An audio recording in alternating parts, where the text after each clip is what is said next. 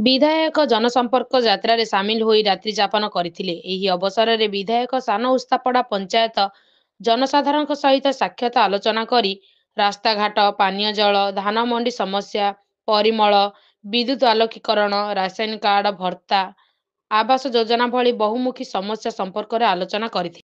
ଏହି ଅବସରରେ ଯୁବକ ଏବଂ ବୁଦ୍ଧିଜୀବୀଙ୍କ ପକ୍ଷରୁ ଗ୍ରାମର ବହୁ ପୁରାତନ ପାଠାଗାରର ପୁନରୁଦ୍ଧାର ପାଇଁ ବିଧାୟକ ଦୃଷ୍ଟି ଆକର୍ଷଣ କରିଥିଲେ।